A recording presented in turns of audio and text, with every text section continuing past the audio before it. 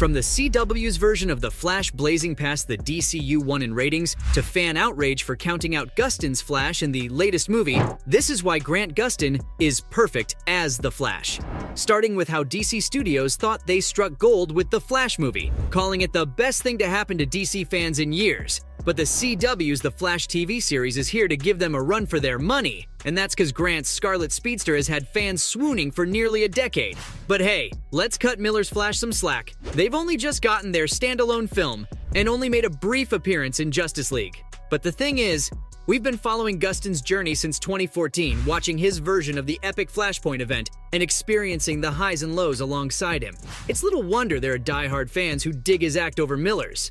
Heck, some even called for him to be a part of the film franchise. But that's clearly not what happened.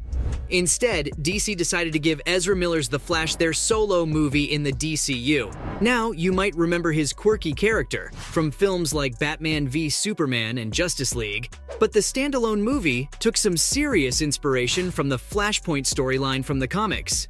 I mean, it had lots of time travel as Barry went back in time to save his mom, but it failed to make the kind of splash that DC was expecting. They opened with a mere $57 million on box office weekend, which doesn't even hold a candle against the $200 million spent on the movie.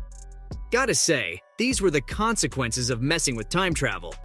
I mean, Barry's actions completely mess up the present, and to make things crazier, it introduced the concept of the multiverse into the DCU. This was also when we got introduced to Michael Keaton's Batman again, along with Clooney's version towards the end as a twist. And we can't forget Sasha Calle's Supergirl, who, some argue, was the best part of the movie, with the old Batman and Ben Affleck from the Snyder era joining the party too. The fans weren't too interested in Ezra Miller's Flash. On the other side, Grant Gustin has been zooming through people's hearts as Barry Allen for years. I mean, the guy has been running for what feels like forever, starting with a cameo in Arrow and then spinning off into a show of his own. And unlike Ezra, he's had his fair share of adventures, teaming up with other heroes like Supergirl and Arrow in all those epic crossover events. So who's the better Flash? Well, Gustin has had the advantage of time in the literal sense because my man's had more episodes than you can count to really get in the Barry Allen vibe. We've seen him grow from an awkward but lovable guy to a full-fledged superhero. So naturally, fans are more interested in him than the new guy. The TV series has also given fans the chance to explore the superhero's relationships, from his love interest Iris West to his bromance with Cisco and Caitlin. On the other hand, Ezra Miller brings their brand of lightning to the role. Sure, they haven't had as much screen time, but they've got that quirky charm part down beautifully. And the dude literally turned back time. Also the suit man, they look good in that suit. So who takes the crown as the best Flash? See, Grant Gustin is in the lead, thanks to his marathon of episodes and character development, but Ezra Miller isn't too far behind. Both actors bring their flavor to the fastest man alive, and it all comes down to personal preference. But why not have both? After all, we're in the multiverse now, where anything is possible. But when it comes to bringing this speedy superhero to life on the big screen, only one of them has gone the distance. Sure, Ezra Miller dashed onto the scene in Batman v Superman, Dawn of Justice, solidifying Barry Allen's place in the DC live-action universe. But let's face it, none of the Flash adaptations in these movies could outrun Grant Gustin's portrayal of Barry Allen in the CW's Arrowverse, particularly in the 2014 series The Flash. In fact, fans believe Grant Gustin deserves a standing ovation for his commitment to the role. After all, he brought the comic character to life in a way that makes him super relatable. From his humble beginnings as a nerdy forensic scientist to becoming Central City's favorite hero, with a latte named after him at the local CC Jitters coffee shop. His role has been nothing but successful across all 9 seasons. It's not just his acting that made all those seasons successful. It was the incredible character arcs for Barry Allen, and his journey with other iconic heroes and villains from the comics. But at the core is the mystery surrounding his mother's death. We've seen Gustin's Flash evolve from a shy guy struggling to confess his feelings to Iris, to becoming a team leader at Star Labs, catching metahuman criminals left, right, and center, and even saving the world during multiverse crises.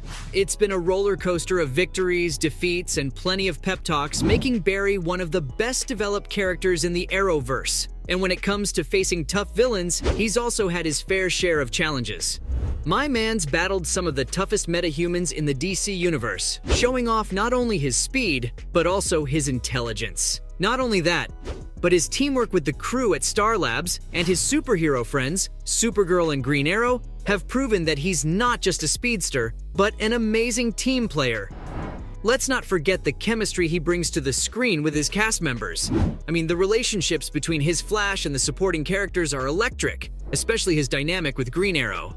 They've experienced the highs and lows of superhero life together, creating a bond that shines through in the crossover episodes. All this perfectly captures the essence of Barry Allen from the comic books. It's no wonder die-hard DC fans stand by him. You see, he fits the role like a glove. I mean, have you seen his running stance? It's pure Flash magic. Comparing that to Ezra's running style, there's no competition.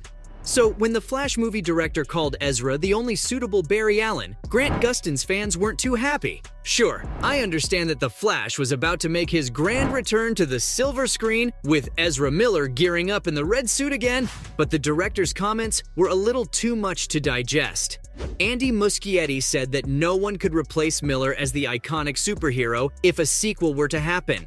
That was where the outrage started from the Gustin camp.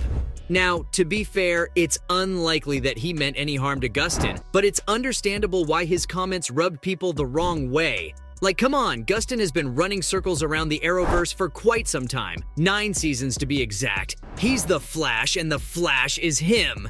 Not to mention, his portrayal has left a lasting impact on the character's legacy. What makes this even more frustrating is that Gustin and Miller's versions of the Flash shared some screen time, particularly in the Arrowverse's Crisis on Infinite Earth crossover event. So it's like they're part of the same family, and yet there's this divide now created by Andy's comments. To make matters worse, Muschietti previously said that they couldn't include a cameo by Gustin in the Flash movie, which seems like a missed opportunity. Gustin's fans have their reasons for wanting him in the DCU. I mean, they've seen his growth and development as the character over the years and can't imagine anyone else stepping into his shoes because it just doesn't feel right. Some fans even argue that Miller should face consequences for their actions, and Gustin should take their place in the DCU. They believe that actors who portray such important characters should be held accountable for their behavior. It's all about protecting the hard work and reputation of others. In the end, Gustin's legacy as the Flash will live on, regardless of Muschietti's comments. Besides, the entire series is available to revisit on Netflix, even though Gustin felt like it was time for it to end. In fact, he was happy when the series decided to wrap up the series instead of going on without him. This way, his performance will always hold a special place in everyone's hearts. As for the future of the Flash in the DCU, well, that's a race we'll have to keep an eye on. So, from fan outrage for counting out Grant Gustin's Flash in the latest movie, to the CW's version of The Flash blazing past the DCU 1 in ratings, that was why Grant Gustin is perfect as the Flash.